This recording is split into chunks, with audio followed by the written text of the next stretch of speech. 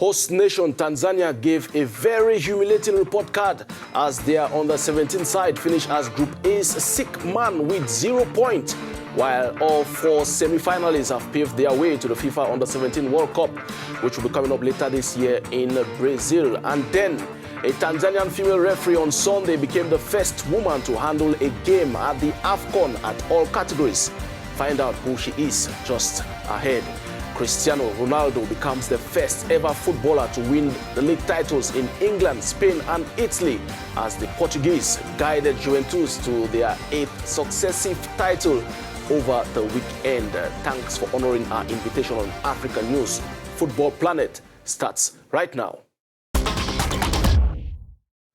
Welcome to Football Planet as we bring you updates on the ongoing Africa Cup of Nations in Tanzania under-17 category. The host nation failed on several occasions to impress their home crowd as they lost all 3 group matches in Dar es Salaam. They lost their opener in a thrilling 4-5 score against Nigeria on match day 1 before surrendering 3-0 to Uganda, and on the last day took 4 against Angola to be tagged as the team with the worst defense in the competition, shipping home 12 goals.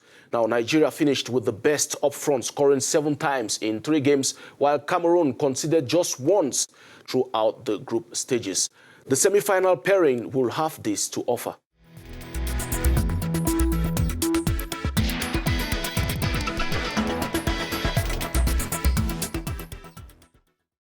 Remember that all 4 semi-finalists will represent the continent in the upcoming FIFA Under-17 World Cup to be hosted by Brazil later this year. Janeshia Kaba of Tanzania on Sunday became the first woman to be tasked with managing a men's Afcon game at any category with the whistle. A Group B decider between Cameroon and Senegal ended in a goalless score after the 36-year-old managed through the 90 minutes without any major hitches. Let's go over to Dar es Salaam to talk to Angu Leslie, who watched that game. Hello, Leslie, and thanks for joining us once again on Football Planet. I know there's a lot of updates from your end, but let's begin with this exceptional woman who has gone down alone in her own page in the history book of the football on the continent. Well, Madame Janeshia, one of the finest senior referees in East Africa, wrote her name down in history books yesterday, becoming the first center referee to take charge of men's game in an Afcon tournament, in the full tournament, when she had the responsibility handed her by the Confederation of African Football, CAF, to manage the game pitting Cameroon to Senegal, the last group game yesterday at the National Stadium in Dar es Salaam before all of the football authorities that were in Dar es Salaam yesterday. And what an honor it was for us that were in the stands to watch this woman who was not just handed the responsibility to officiate a game, which she did officiate very well. She's also handed the responsibility, to inspire other young women and female referees around the world. I think that it was such a wonderful opportunity for other young girls to copy, and trying to find out from Tanzanian colleagues. They said it wasn't the very first time she had such a big responsibility.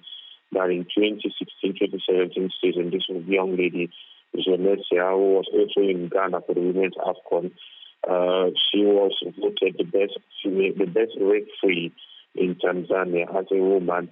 And in that season, she had some huge responsibilities, amongst which included the responsibility to manage as a referee the game young Africans against Simba, which is the biggest men's club football game in the country. I think that it's been such a wonderful year. And now, I'm really going to press you on this one, Leslie. I know it may be difficult, but tell us, who do you think can emerge as champions of this year's competition?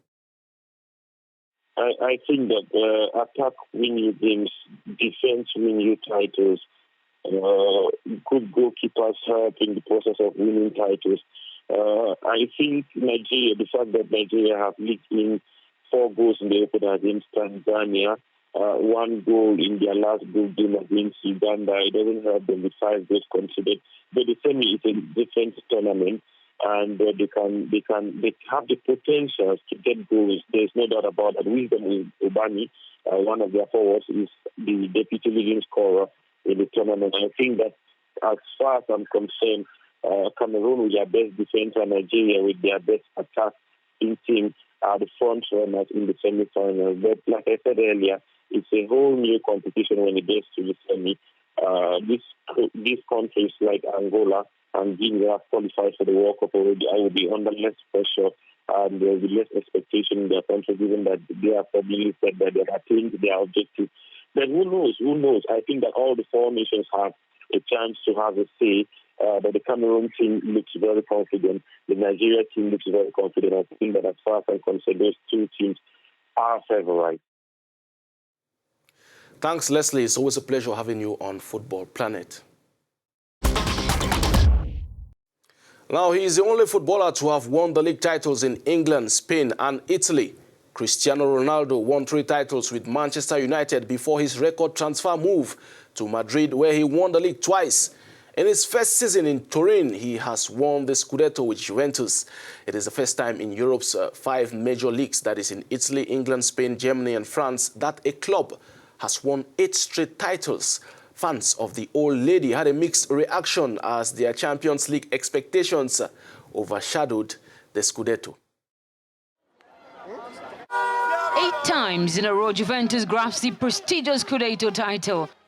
But supporters celebrated the victory of the 35th Scudetto on Saturday with bittersweet smiles as the disappointments of the Champions League quarterfinals show its painful reflections in their hearts. Only a few hundred people reached Piazza San Carlo for the traditional celebration. Satisfaction for the 8th seasonal win in a row prevails, for sure. The disappointment for the Champions League is a lot, but 8 title leagues in a row is a result that I think will never happen again in history.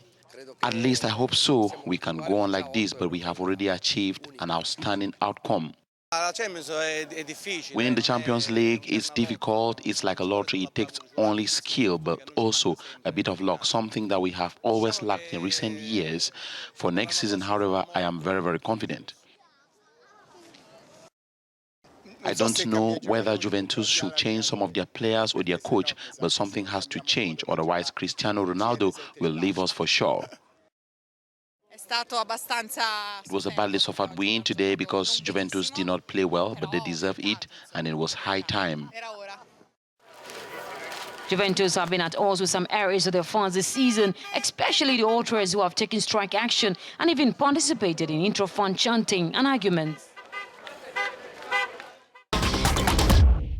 We begin our African Football Europe tour in the English Premier League, where the race for the top scorer intensifies. With 3 Africans at the top, Pierre Aubameyang got his 19th of the season, but the Gabonese goal was not good enough to save a point at home as visiting Crystal Palace won by 3-2. Ivorian Wilfred Zaha was on the score sheet for the visitors, scoring his 9th goal of the current campaign. Another Gabonese, Mario Lemina, scored Southampton's lone goal in a 3-1 loss away at St. James' Park. It was the holding midfielder's first Premier League goal of the season, which only came after 19 appearances. With just 3 playing days to the end of the league, Salah, Mane and Aubameyang are all leading scorers with 19 goals, alongside Kun Aguero. In the French Ligue 1, FC Nantes continued to push up mid-table with another home win, thanks to Malian striker Khalifa Koulibaly, who scored twice in a 3-2 victory. It was his 5th and 6th goal of the season in 27 appearances. Cheikh Timité of Ivory Coast scored in that encounter. It was his first goal of the season as Amiens lost that game. DR Congo's Yeni Ngbakoto scored the lone goal as his relegated Guingamp side lost at home 1-3 to visiting Marseille. The 27-year-old winger has played just 14 Ligue 1 matches this season, and that was just his first goal for the club. Moroccan defender Nayef Agueid was on the score sheet for Dijon FC in an all-important 3-2 home win against Rennes FC. Dijon is currently hanging to save their Ligue 1 season as they close up to a 4-point gap with Amiens, the first non-relegable side on the log. Senegal's Mbaye Niang also scored his 8th of the season in that encounter. Over in Spain, it has been a safety drift for Villarreal as they comfortably secured a mid-table place with a 2-1 home win over Leganes. Cameroonian Carl Toko Ekambi is the main man behind the success of the Submarines as he scored his 9th La Liga goal to bag all 3 points of the day.